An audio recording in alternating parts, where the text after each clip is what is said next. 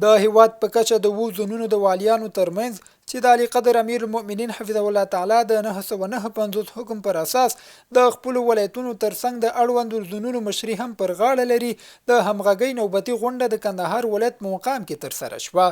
په یاد غونډه کې په هر زون کې د والیانو ترمنځ د ترسره شوی مجلسونو راپورونه مطرح شوی موضوعات پریکړې او نظرونه اوریدل شوي او د غراز د زونونو اړوند پر بیلابیلو موضوعاتو هر اړخیز بحثونه شوي. د ننګرهار په چراګام ولسوالۍ کې پولیسو یو تن د 10 کیلوګرامه بیروج د قاچاق په تور نیولې. مسؤلین وای قاچاقبر غوښتل دغه بیروج پاکستان ته انتقال کړي.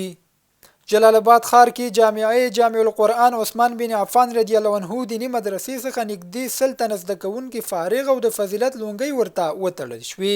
د یاد مدرسې محتمم وای دغه فاضلان د قرآن کریم حفظ، تجوید او ناظره برخو کې فارغ کړل. د جلال آباد ښاروالۍ دویمه ناحیه کې د 12 میلیون افغانیو په لګښت د سړک کانکریټ کولو چارې پیل کړي. د مسؤلینو په وینا په دې پروژه کې استنادي دیوال او ویالې جوړول هم شامل دي.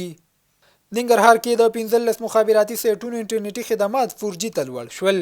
د ننګرهار په 15 ولسوالیو کې سلام مخابراتي شرکت له لوري د انټرنیټ چټکتیا له 3G څخه 4G ته لوړه شوه چې د شاوخوا 14 سیمو خلک له دې خدماتو برخمن شول.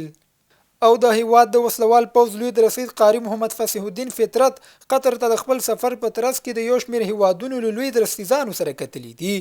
د ملي دفاع وزارت په خبر پاڼه کې څرګنده کړې چې نوموړي په دې ترڅ کې د ارجنټاین، سومالیا، قطر، آذربایجان، عمان او د یو شمېر نورو هیوادونو د وسلوال پوځ له لوی رئیسانو سره لیدلي او خبرې اترې ورسره کړې دي.